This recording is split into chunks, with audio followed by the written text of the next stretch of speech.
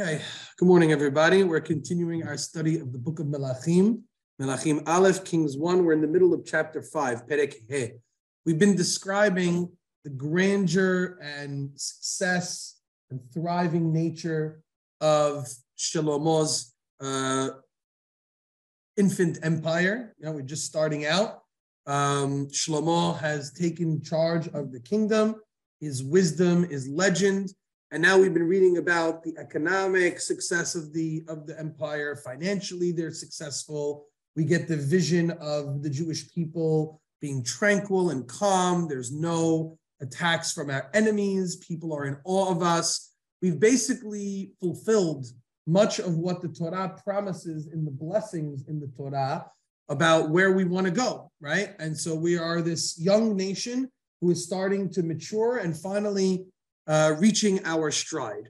What's left is the building of this Bet HaMikdash, right, is the final piece of the puzzle to really lock everything into place, which is going to be the major topic of the next several chapters for Shelomo. And it is the crown jewel, Shlomo's most important achievement during his time. And the fact that we're going to spend about 3.5 chapters detailing every part of the building of the Bet HaMikdash, all of the different utensils, its size, what it looked like, and then Shlomo's inauguration of it speaks to how central it is to Shlomo's whole legacy, right? In fact, if you really look at the chapters that deal with Shlomo, it's chapters 1 to chapter 12, approximately 12, 13 of the book of Melachim, the central chapters, right? The first few chapters are really the rise. Then there's the climax of the building of the Bet HaMikdash, and then chapters 9 to 12 are going to be the fall, right? So really we're at the height of everything that Shelomo represents. We're up to verse 15.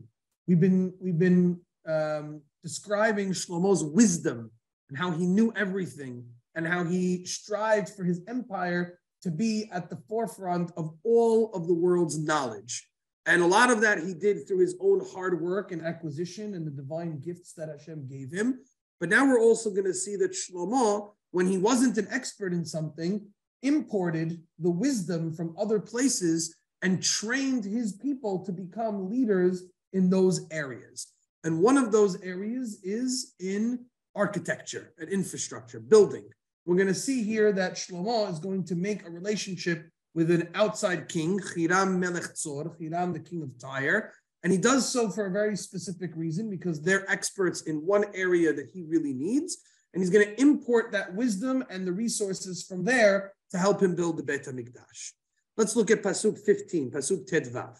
Starts with the words, Vaishlach Hiram. Tell me if you got that, yes? Vaishlach Hiram Melech Tzor et avadav el Shlomo. Hiram, the king of Tzor, sends his servants to Shlomo with a message. Ki shama, for he heard, ki oto mashchu lemelech tachat avihu, that they had anointed Shlomo as king in place of his father. Ki ohev haya Hiram leDavid kol hayamim. For apparently Hiram was a friend, an ally to David during his time. We have not seen Hiram mentioned anywhere, but apparently during the course of David's tenure, they had a good relationship with each other. They were allies with each other. So when one king passes away and the son takes over, they want to continue that friendship. They want to continue that relationship. Verse 16, Vaishlach Shelomo el Hiram lemon. So apparently Hiram had sent the messengers just to wish Shelomo well, to send good tidings, to say, let's continue the relationship that I've had with your father.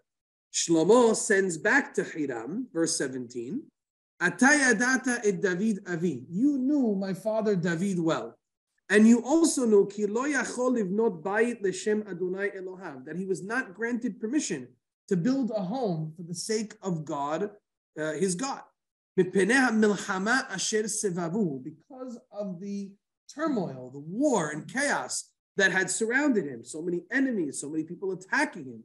Ad tet Adonai otam tahat kapot raglav. Or laglai, until God has put them underneath the soles of his feet or my feet. Now, really, during Shlomo's time, they're finally at bay. Shlomo says to Hiram, you understand that my father had a desire to build the Bet HaMikdash, but he was unable to because of all of the warfare that was going on. Now, he doesn't mean what we think it means, that he had blood on his hands. It means that practically speaking, David could not focus on such an elaborate project as building the Beit HaMikdash when he was preoccupied with national security and fortifying his borders. He just didn't have, from a political standpoint, the ability to worry about such a project. Such a project can only be accomplished when there was peace and tranquility in the region. We also know that a deeper layer to this was that because David had done so much warfare, it wasn't fitting for him to build a building that was representative of peace. And that's why Shlomo is the right person for the job. Verse 18, Ve'ata, and now, Hiniach Adonai Elohai li misaviv. But now God, my Lord, has given me respite all around. We do have peace now. En Satan ve'en pegara. There are no adversaries and there are no mischance. There's no things that are trying to harm us. There's no plague. There's no famine. All of the conditions are perfect for us to turn our attention to such a project. Verse 19, V'hineni omer livnot bayit l'shem Adonai Elohai. Therefore, I propose now to build a home for the sake of the Lord my God. Ka'asher diber Adonai el David avi lemor. Just as God had spoken to David my father, saying, Bincha asher eten tahtecha al kisecha. Your son, who I shall place upon your throne, hu yivneh habayit l'shmi. He will build the home in my name. So Shlomo feels that he has the responsibility by divine directive to go ahead and start with this project. And Hashem has given him all of the peace that he needs in his region, in his empire, to be able to do this. So why is he telling all of this to Hiram, the king of Tyre? What's the point? Now he finally reaches his request. That was all prelude to what it is that he wants from him. Verse 20, Ve'ata, and now please, Tzaveh v'yichretuli arazim min halevanon. Go and give orders for cedar trees to be cut from Lebanon. Va'avadai yihiyu im avadecha, and my servants will work alongside your servants. Uschar avadecha eten lecha, and I will pay for the wages of your servants. Kechol asher tomer, whatever it is that you desire. Ki ata yadata ki en banu ish yodea lechrot etzim katzidonim. For you know that there is nobody amongst us, the Jewish people, who knows how to chop down cedar trees, timber, like the Sidonim, like your people. Shelomo recognizes that Hiram Melech Tzor and his people have a unique skill that he cannot find anywhere else, and that his own people are not adept in. And that is knowing how to cut lumber in a certain type of way, what trees to cut and how to cut it. I'm not a lumberjack, so I don't exactly know what exactly he's speaking, but apparently there's a specific type of expertise you need when doing this. And nobody knows how to do it quite the way Hiram's people know how to do it. They live in more foresty regions. But notice how Shlomo says, my workers will work alongside your workers. He doesn't just say to import the timber as he will do, but he also wants his workers to go and train, and almost like an apprenticeship with the Sidonim, to learn what it is that makes them so skillful at cutting the timber. So Shlomo is not just about importing resources, he also wants to import the wisdom. He also wants to train and teach his people the skill, so that once they have the skill, now they can be considered amongst the top people in those areas. He wants his nation to be well-versed in all of these things because he wants Israel to be the center for all scholarship, knowledge, craftsmanship, et cetera, that exists in the entire world. Notice he also promises to pay the wages. That's because our kingdom is financially thriving, where we have surplus, we have extra, which is what Shlomo is going to use to pay for these workers. So he's taking advantage of the resources that are available to him to be able to do this as well. Verse 21. Vayhi kishmoa Hiram et divrei Shelomo vayismach me'od. When Shlomo heard Hiram, heard the words of Shlomo, he rejoiced greatly. Vayomer, and he said, Baruch Adonai Hayom, blessed is God today, Asher Natan le David ben Hacham, for he has given for David a wise son, Al Ha'am Harav Hazeh, to rule over this large nation. Verse 22. Vayishlach Hiram el Shlomo lemo. Hiram sends a message back to Shlomo saying, Shamati et asher shalachta elai. I have heard and accepted what you have sent word to me. Ani e'aseh et kol hefzecha. I will do whatever it is that you ask of me. Ba'atzeh arazim u'ba'atzeh beroshim. And I will supply you with all of the cedar and cypress logs which you require. And true, but atzeh beroshim over here comes in to throw in. Perhaps Hiram was telling him, you're missing out on something that you don't even know is very worth it. Cypress logs might be a good resource for you. You're assuming cedar is the best way to go, but there might be something for you to look at cypress logs as well. Like Hiram might be sharing a word of success with him, of his wisdom with him.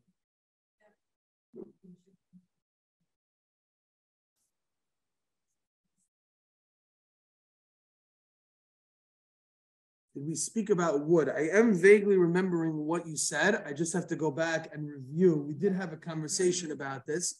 No, but now it's going to bother me because, yes, I don't remember the exact context in which the wood discussion had come up, but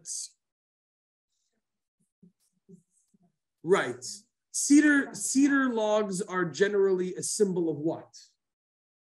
Cedar trees are known as the tallest, sturdiest trees that exist, right? In the Torah, we noted that arazim seem to be a sign of ga'ava, of arrogance and pride. So, for example, when the mitzorah, when a person speaks lashon hara about somebody and they get leprosy, right? So, in their tahara, in their purification process, they have to take two types of plants. They have to take a cedar branch, right? And a hyssop branch. The hyssop is like a bush that's very low to the ground. And the rabbis say what this represents is that you acted like a cedar tree to think that you are, lording over everybody so high up on, but really you need to act more like the hyssop to be more low, to be more humble, right? So now the fact that Shelomo is building the Beit HaMikdash with cedar trees, I don't think we have a problem with that because everything about the Beit HaMikdash is going to be a grand project. It's going to be I'm going to use a word that most of the time is used in a negative connotation, but I don't mean it negatively here. It's going to be a very ostentatious building, right? It's very showy. Not because we're trying to be showy, but because we're trying to respect and honor God. You want the building to be befitting the presence of Hashem, right? So everything is going to be gold and gold plated and high and tall, and it's going to be a very grand description. It's even for nowadays, especially for way back then, no question about it. So definitely there's a hint here about the arazim, the cedar trees, which is like a two-sided thing, right? On the one hand, you only want to use the best, and cedar trees are the strongest, most prestigious type of material. On the other hand, there is a feeling of a little bit of pride that is being put in here, which could ultimately, if not used properly, be our downfall. And I think it was in that context that we were talking about the arazim and whatnot.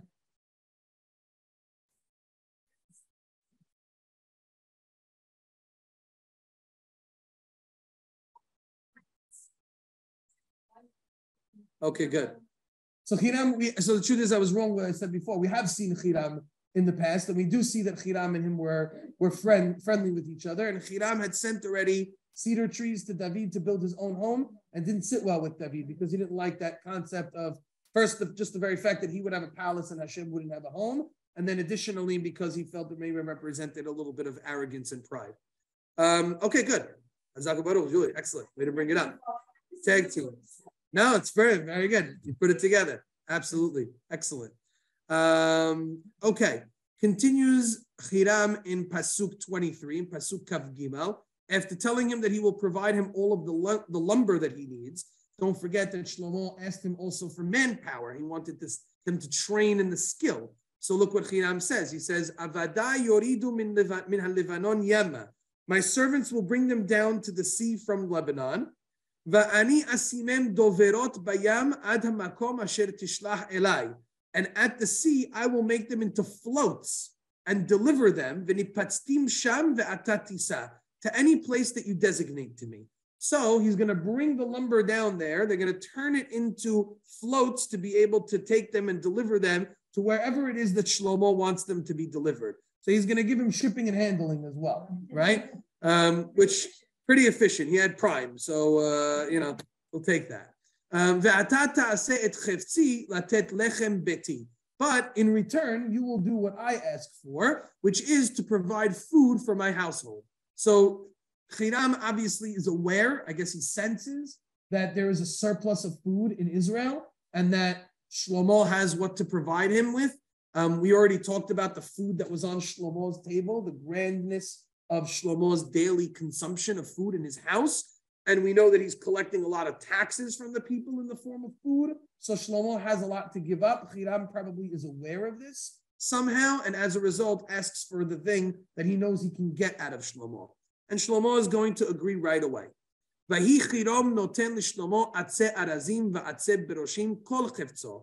Hiram indeed kept providing Shlomo with all of the cedars and cypress wood that he needed to build the Beit HaMikdash.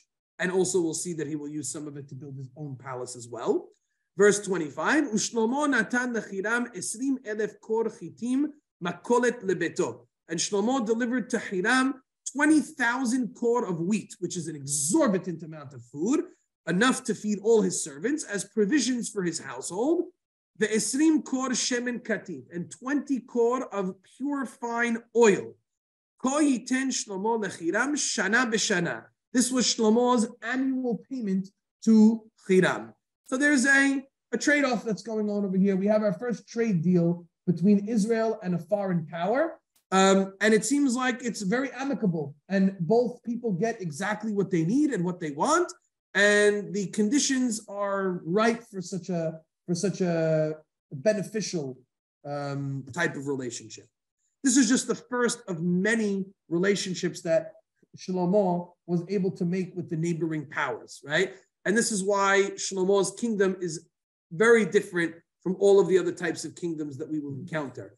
All of the other reigns have strife, not only within the country, but also outside of the country. We will never experience another tenure quite like the one of Shelomo's, where we have such good relationships with the people outside of our region, outside of our country.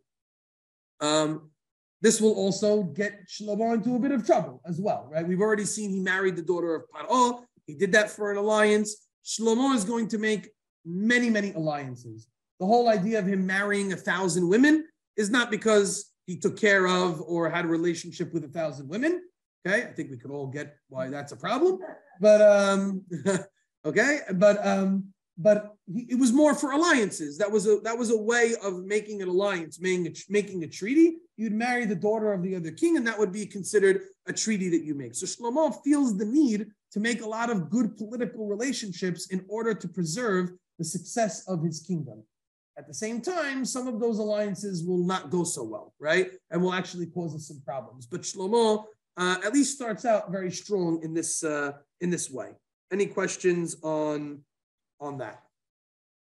Okay, very good. So we're seeing Shlomo lock everything in here for future success. Verse 26. Now we start to get into the actual building process. Once again, the text tells us that God had given Shelomo wisdom as he had promised him. There was peace between Hiram and Shlomo. And the two of them established a treaty, a covenant between them. Verse 27, King Shlomo imposed a mas on the Jewish people. Now, mas generally means a what? Tax. But here in this context, as we will see, mas 30,000 ish. The levy or the tax is 30,000 men. So the tax is not coming now in the form of a resource. It's not money. It's not grain. It's people. It's manpower, right? The manpower is to build the Beit HaMikdash. This is essentially forced labor, right? Now, we think of forced labor, again, in a very negative connotation. We think of it as slavery to oppress a people. That's not the context that we're getting it in here. Shlomo feels that every member of the Jewish people should participate in the project of building, and they need manpower to construct.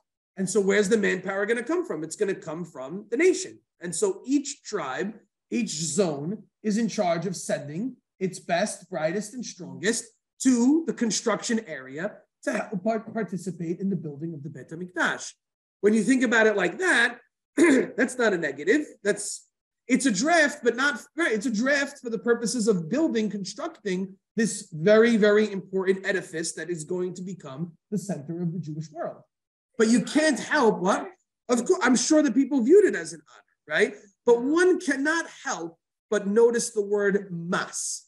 Because what does the word mas trigger in your mind? Tax, which is negative.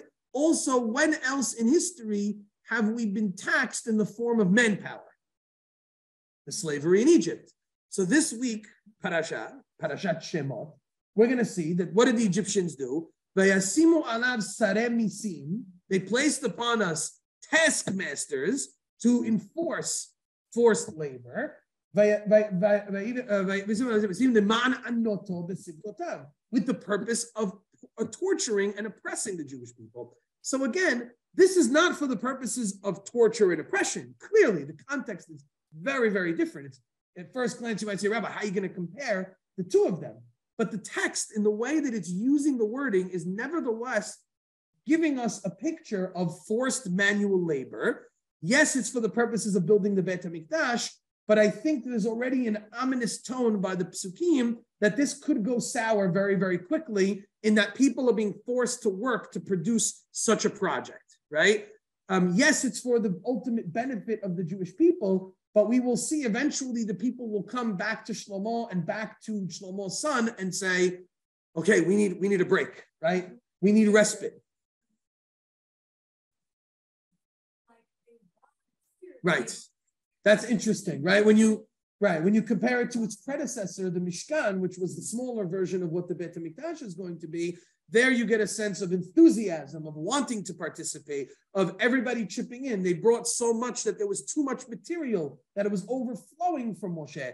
Here, maybe it's because, simply we could say because of the size of the project, there was almost no way there could be too much, right? People are spread out more. Right.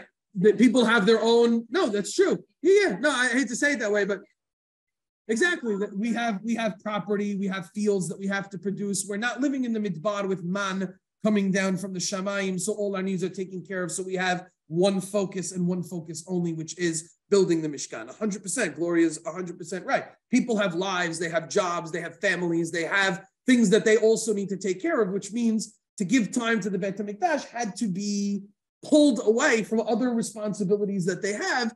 You're not going to get people to just volunteer for that. You're going to have to. Now, again, I don't think, personally, I don't want to judge them too quickly to say that everybody was upset to work on the Beit HaMikdash. I think that they did consider it an honor, but nevertheless, there had to be a draft. Just like people find it an honor to serve in the army, there still has to be a draft. There still has to be, because to pull people away from their lives to do it. But yes, there's definitely a contrast here in the Mishkan to the Beit HaMikdash that it puts the Beit HaMikdash in just a slightly different light than maybe we might have expected it to be in.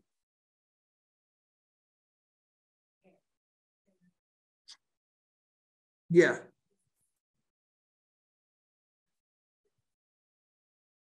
I think it is preempting us by telling us, Goy is a good question, right? So why repeat it again?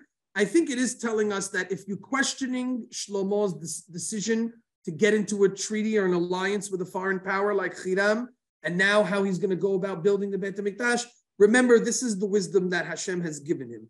I don't think that the plan of Shelomo was a problem as much as it is just understanding the state of the people, so that when the project was over, there needed to be a break for the people. I think that's really what it is, right? The people are not going to complain until after the project is over and Shlomo's reign is done. Then they're going to say, okay, this has gone as far as we can potentially bear it. Now we need things to come back to normal. And that's really going to be where the request is. I think it's foreshadowing that issue. So I definitely think that the text is giving us an extra added stamp of approval that this is how it had to be, right? But it does have some ominous feel to it about what could happen in the future if it's not properly handled. Let's go to verse 28. Vayishlachem levanona aseret alafim b'chodesh chalifot. He sent them to Lebanon in shifts of 10,000 a month. So there were 30,000 was the mass of people that were given to the labor, and as far as cutting the timber, and they went in shifts of 10,000 people. You can imagine how much wood they needed to go ahead and do this, and how many people it took to do this, right? To do this project, right? Chodesh yu b'Levanon. 1 month they would spend in Lebanon. Shnaim chodashim beveto. And 2 months they would spend at home, handling everything. Va'adoniram al hamas. And again, the text, it repeats to us that a man by the name of Adoniram was in charge of the mas. And he's an important name to remember because the mas is critical towards the production of this project. Verse 29, Vayhi Shlomo 70,000 noseh sabal. Shelomo, the 30,000, by the way, is just the timber people. That's just one resource to build the Beit HaMikdash. You also need other resources, stone, gold, other things as well. So Vayhi Shlomo 70,000 noseh sabal. Shlomo had 70,000 porters. Porters are people who carry stone, transporters of heavy stones. U'shmonim-elef chotzev bahar, and 80,000 quarriers in the hills. Those are the people who knock the stones, who etched out of the cave, right? So you have to harvest the stone.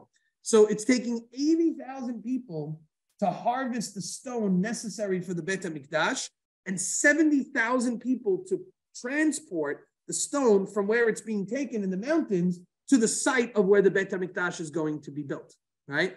It's 150,000 people to handle the stone. And again, we're talking about ancient building techniques, right? We're looking at thousands of years ago, right? So this is the most cutting edge form of technology we have, and it's taking 150,000 people to be able to do it, right? You couldn't call them custom builders. I guess it's not going to work that way, right? Okay. This is Levad Misareh HaNitzavim L'Shlomo Asher Ala Melacha. This is apart, I'm in verse 30, apart from Solomon's 3,300 officials who were in charge of the work and supervised the gangs doing the work. Harodim ba'am ha'osim b'melacha. That word harodim is a very interesting word. How do they translate it over there? Here they translate it as supervised. They use the word supervised over there. Okay, so I think supervised in this context makes sense. That was the job of these 3,300 people, was to supervise the over 150,000 workers that we have to build this project, right? Now remember, Bnei Israel, remember we did a count of the Jewish people at the end of the book of Shemuel. They were the most numerous that we had found them. They were in the millions, right? But 150,000 people just to get the stone and the wood from this project is quite enough. So 150,000 is just for the stone. Another 30,000 for the wood. It's 180,000. Plus 3,300 people, almost 200,000 people, right? It's quite a workforce, right? The word harodim ba'am is another ominous word, right? Correct, right. Rodim comes from, right, so in the Torah, for example, right? I'm sorry? Yeah, it's kind of a little bit like that. The Rodeh, Herod. Oh, that's interesting. That I wouldn't have put together. But there's a Herod. There's always those types of little hints. You never know. But the word, where does the word Rodim come up? There's a pasuk in the Torah that talks about a person who owns a non-Jewish slave. Actually, non-Jewish slave or potentially a Jewish slave. I think it's a Jewish slave. The pasuk says, Lo tirdeh bo beferech le'enecha. You shall not be rodeh on him with perech, with back-breaking labor, be'enecha. Where do we know the word perech? Avodat parech, back-breaking labor. Back to Mitzrayim again, right? The idea of back-breaking labor. And the word rodeh comes in contact with that as do not oppress him with back-breaking labor, talking about a Jewish servant, right? The word rodeh is typically associated in the context of oppressive and forced labor. Again, the context over here is not that necessarily, because we're talking about a project which all the Jewish people will benefit from. It's not to oppress anybody or enslave them, but it seems that the burden of the labor did give that kind of a feel. People were into forced labor. They had to do this job.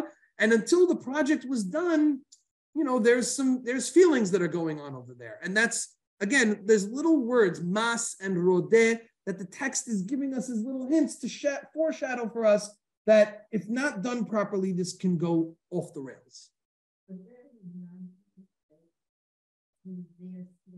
Fantastic question. Was there any non-Jewish labor? We will see very soon that Shelomo did enslave people. He did use non-Jews who wanted to remain. He was allowed to. Non-Jews who wanted to remain living in Israel or in the area had to pledge their allegiance to Shelomo. And one of the ways they did that was they made them second-class citizens who were obligated to work on parts of the project that were a little bit more of the oppressive type parts of the project. I'm sorry? We will see that they did not get paid. It was the local Canaanite people that Shelomo enslaved. They wanted to remain as part of the kingdom, and they wanted to pledge allegiance to benefit from all of the success that Shelomo had. But again, the halacha, Shelomo was following the law. The law is for Canaanite people who want to remain as part of them, they have to pledge shalom, and they become second-class citizens who are basically, in a term, enslaved by the government. I also want to point out another comment that's made by Rashi. When they talk about the 150,000 people of slave ownership, right? Rashi writes the following. He says, "Lahavi ha'avanim min hahar la'ir," to bring the stones from the mountains to the city. That's the people who were carrying, the porters. Ushmonim elef hachotzvim otam bahar, and there were 80,000 who would carve them out of the mountains.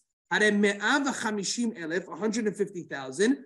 The kulam gerim gerurim hayu. They were all converts, right?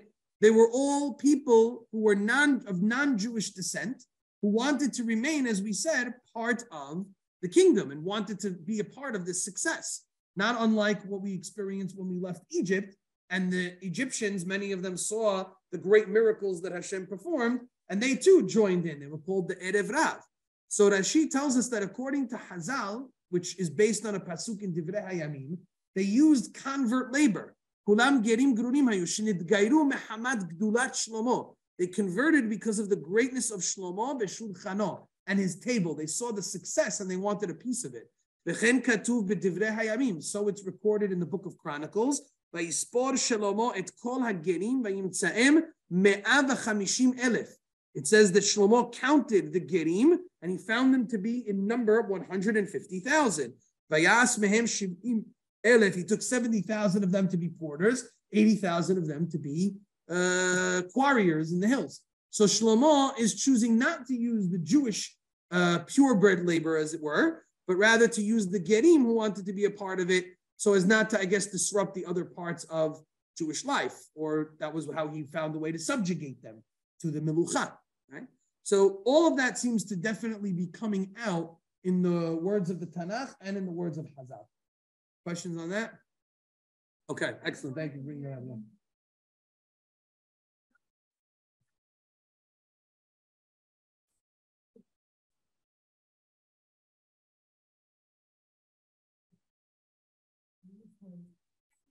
Right. It seemed like a more... The description is a little different. I will say, in defense, Shlomo is doing something on such a grand scale, it's such a large project that it's impossible to make all the full comparisons to the Mishkan, which was such a smaller scale. But yes, definitely, the sense that we have so far is that Shlomo is creating, like you said, this factory, this machine that's running, this operation that's running with all of the tax and forciveness, which will eventually benefit the Jewish people, but perhaps in the short term, they don't really see it yet. We will see as we go on the intricacies and the more detailed parts of maybe people bringing, but we don't see so much of the voluntary aspect, right? The truma, the nediv lev, the good of heart, the generous of nature. Those terms are not necessarily getting presented over here the way they are in the context of the Mishkan. I definitely agree with that.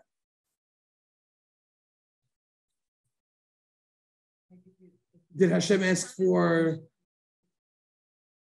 Clearly, it's all direct version. Okay, yeah. Yeah.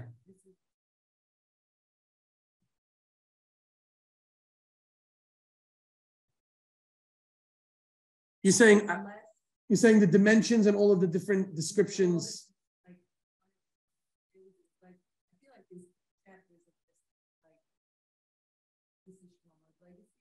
Yes.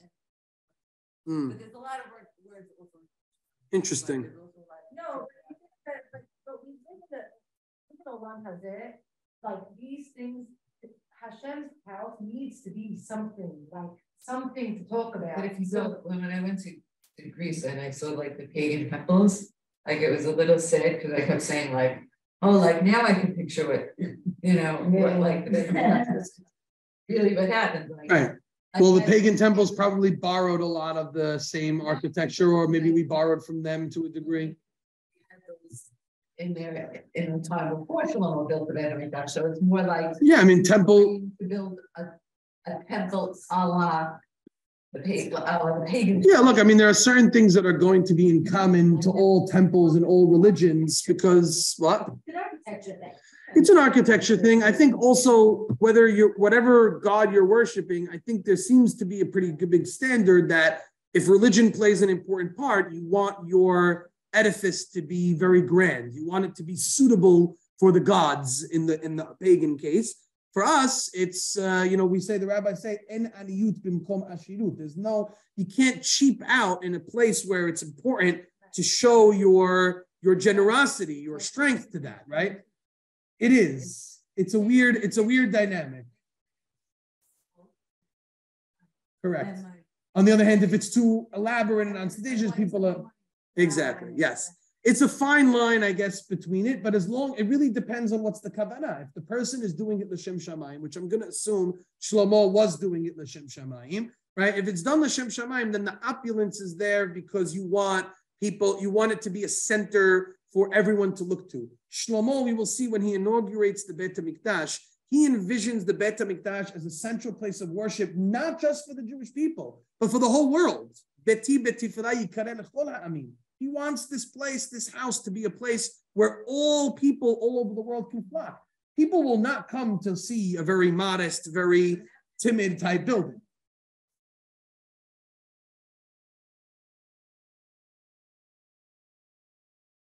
Right.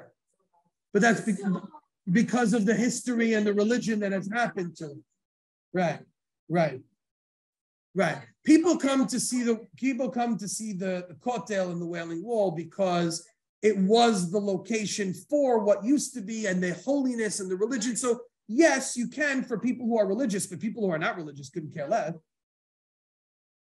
Yeah, but that's because it's a lot of history also. It's a lot of, you want to see things that are old.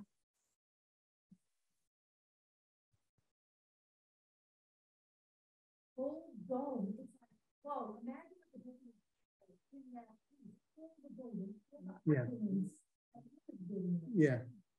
I don't think that people rush to, I don't think when people ask me, Rabbi, I really want to go to the Vatican, right? We really want to go to they want to see the grandness of it. They want to see the Sistine Chapel and the art and the this and they want to see all of the grandeur that goes along with it. If it was a bunch of monks drying around in a couple of robes with some wooden panels on the, people would not be flocking there. You know what I mean? It's true that there are certain historical locations where so much has happened and there's so much ancient history there that people will flock there even if it's not such a thing. But if Shelomo wants to become the center of the world, he wants all eyes of the world to be directed towards this edifice, towards this building, and everyone to flock there and to come and see it. He has to make it something that stands head and shoulders above anything else. And it can be second to nothing. Why should God play second fiddle to anything else that exists in the world? So that's, to me, where Shlomo's head is at. But as we all pointed, there's a very fine line to a point where if you don't catch yourself, if you don't have the proper mindset, you can very easily steer yourself in the wrong direction. So yes, there is a value. Judaism values modesty. We value humility. We value not being showy and all these things, but not when it's about us. When it's about God, it's do the best that you can, make it as beautiful as you can, do it as grand as you can, et cetera, et cetera. Yeah. So this is a good... Right. So unlike, I think it was hinted to before, unlike the Mishkan, where Hashem seems to give very explicit instructions, right? We have two parashiyot in the book of Shemot, in Terumah and Tetzaveh, where God in a very detailed way instructs Moshe to instruct Bezalel, the head contractor, exactly what to do, exactly how to make everything, in what length, with what material, in what color, how to plate it, how to put it, where it goes. Everything is in very strict and very specific detail. Shelomo, we will not find that. We will not see it. We will not see it commanded by God necessarily, right? Which is to perhaps suggest that Shlomo constructed the Bet HaMikdash based around the Mishkan as his model, so to speak, because we will see that a lot of the dimensions of the Bet HaMikdash are the Mishkan multiplied, but in the same proportions. We'll see that the same areas that existed in the Mishkan will also be constructed in the Bet HaMikdash with a variation here. Exactly. Essentially, we will point out as we go through the construction, which we will go through the construction. It's we'll try to bring some pictures and see as much as we can. Kind of hard because there's a lot of detail and amount of fineness, which people like to kind of skip over, but we read everything. But when we read the construction, we will see that, yes, Shelomo probably used the Mishkan as his blueprint, as his smaller model, and then just enlarged everything, plus obviously made his own touches. It's part of the reason why, as Gloria pointed out before, the text keeps repeating, Shlomo had wisdom, Shlomo had wisdom. It's almost to suggest that the wisdom that was given to him by God, he kind of knew what he needed to do. We don't find specific instructions by God, do this and build this and make this the way we do by the Mishkan. We don't see that. No, he doesn't tell him to start. Right. In the dream, he gives him the wisdom, but it seems as though it was a prophecy that had been given to David earlier, that your son will do it in the desire. But if you remember, we had that very strange line in the book of Shemuel when God said to David when he wanted to build the Bet HaMikdash, and God said, we've been outside of Eretz Mitzrayim for hundreds of years. I've never asked anybody to build a house for me. It's almost as if God is like suggesting, it might not be necessary if we could do it without a house. But I think clearly we know that there was a mitzvah already in the Torah to build a house. There had to be a central location for worship. I think a Bet HaMikdash is a necessary ingredient. There's no question. I don't think Shlomo was operating rogue on his own. I think he had a clear knowledge of what he needed to do. He understood the tradition of what was supposed to happen by this point, and he's putting his plan to fruition. We just don't see the communication between Hashem and Shlomo the way we see it by Hashem and Moshe in the construction of the Mishkan. But I don't think that we believe that Shlomo was doing any of this against God's will. That I'm not going to go to that extent. Yeah.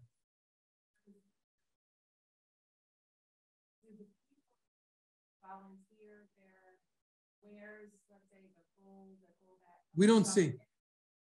Do they volunteer their resources to produce the Bet HaMikdash? Right now, we don't need it. It seems the government has it in taxes.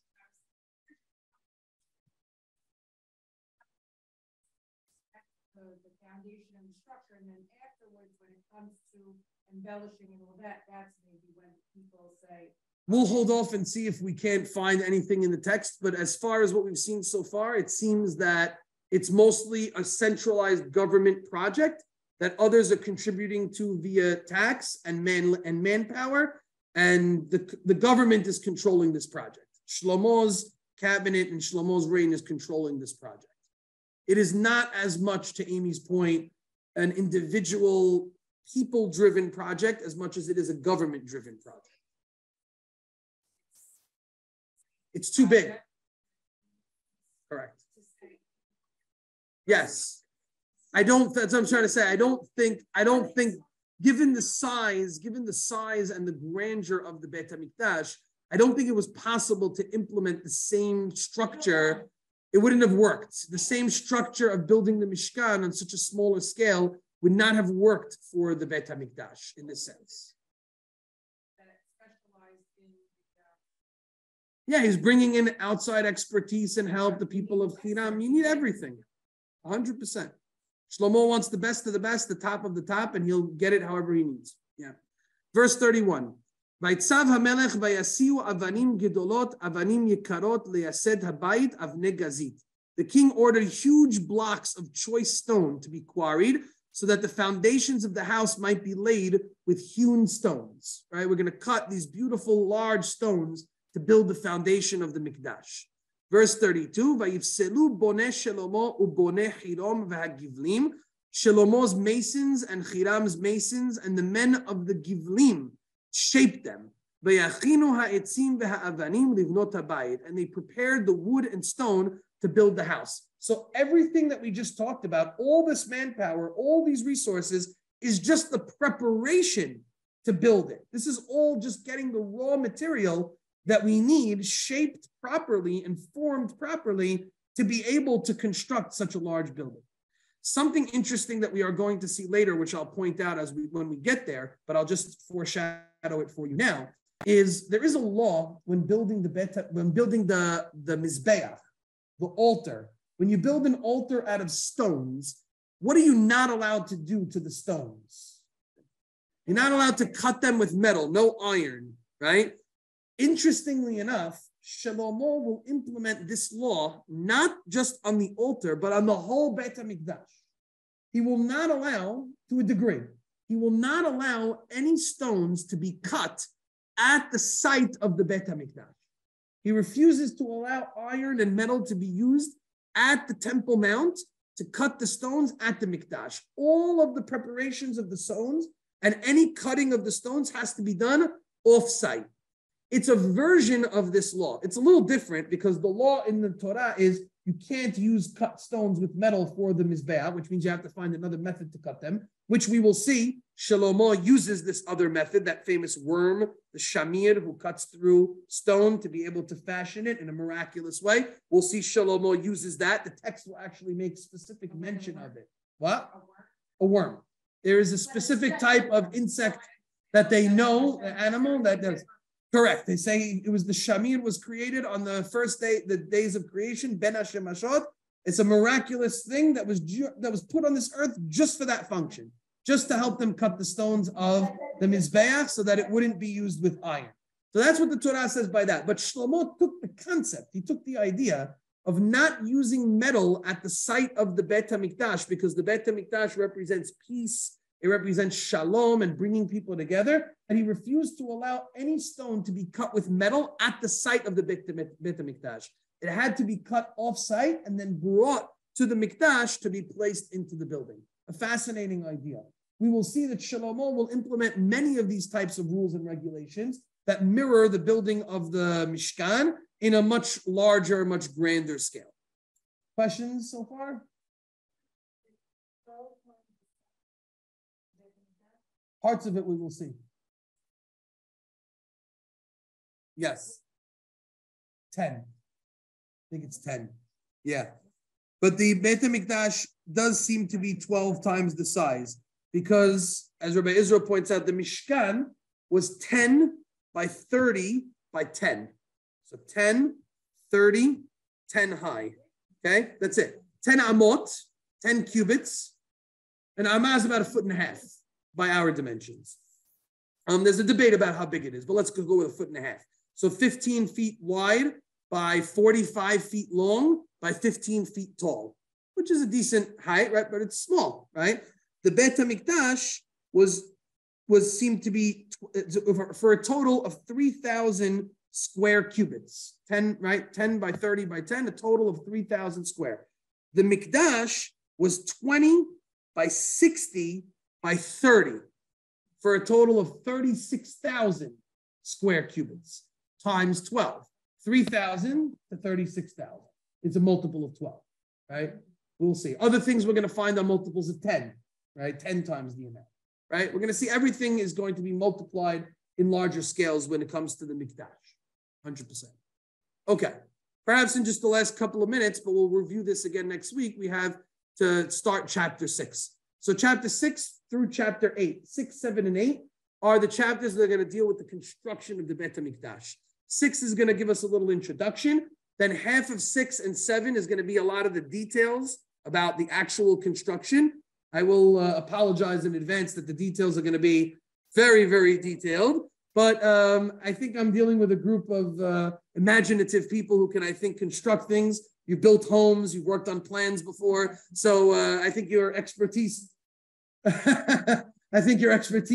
although maybe you don't want to conjure up all kinds of painful memories or whatever it is, but will help out. And then chapter 8 is a chapter that we want to focus a lot of attention on. That's Shlomo's inauguration of the Mishkan, where he will talk, the Mikdash, where he's going to talk about what he sees as the purpose of the Beit HaMikdash. He's going to offer heartfelt prayers and the first sacrifices at the Beit HaMikdash site. And that's going to be a very dramatic chapter for us to get to, but we have to reach that point. So let's at least start. Chapter 6. It was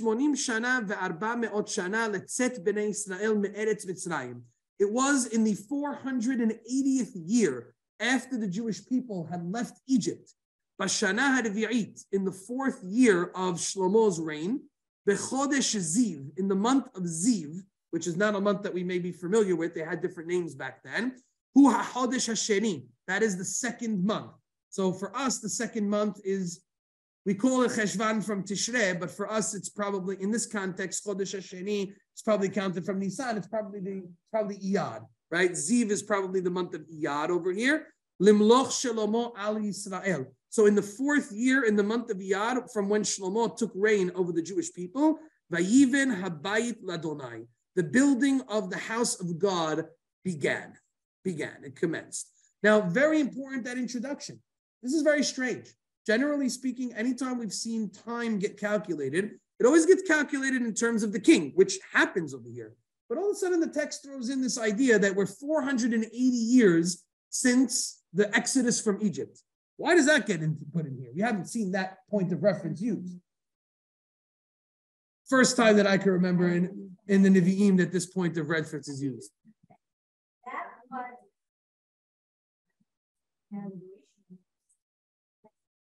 Okay, good. So to formulate that idea in slightly different words, in other words, we're basically looking at the Beit HaMikdash as the culmination of Yetziat Mitzrayim. In other words, Yetziat Mitzrayim started a 480-year-long process. Kind of hard to think in such large bodies of time, but really, what was the goal of the Exodus from Egypt? The goal of the Exodus is to get to Israel, conquer the land, establish your government, and rid yourself of your enemies, and build your religion with your Beit HaMikdash as your center. It took us a lot longer than maybe we had hoped for that to be the case, right? Because we've had plenty of ups and downs with all of the things that happened with Yehoshua and trying to build it, then the Shoftim and the tribalism and up and down. We weren't religiously worthy of it. Then we had to get the king. Then we had to rid our enemies. But over the course of 480 years, we finally reached a point where we can finish what the whole purpose of Yetziat Mitzrayim was to begin with, and that's establishing the Beit HaMikdash, an essential form of government, free of our enemies. By the way, the rabbis point this out in a process. The rabbis say, and Rambam brings it in his laws of Melachim, he says that when the Jewish people left Egypt, they were commanded 3 mitzvot. What were those 3 mitzvot? Number 1, appoint a king. Number 2, kill Amalek. Number 3, build the Beit HaMikdash. Think of those 3 things. Appoint a king is establish a government.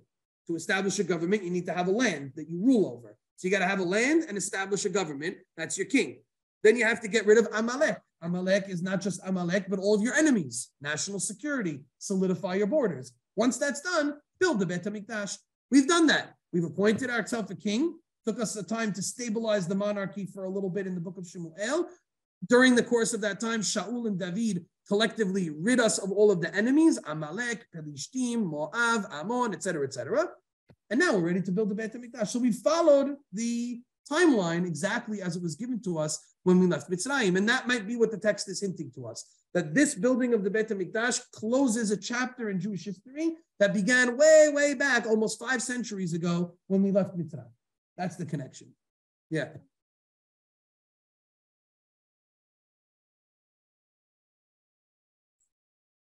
They took Yosef's bones. I don't recall that it says specifically cedar.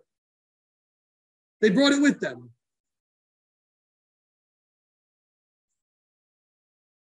It's possible that when they buried him, maybe there was a mention of that. I could go back and look. No, that's talking about the Shem Hashem. That's not that. No, I'll go back and take a look. It may be that there was a mention of Arazim there when they buried Yosef. That's all the way back in the book of Yehoshua. Yehoshua is the one who fulfills the promise of bringing Yosef's bones and burying them in Shechem. So that promise has been fulfilled way before we had that. But I'll go back and check. I don't recall if there was anything about Arazim there. It's worth taking another peek. But our researchers are going to take a look at it. Yeah, I throw them a comp on the side.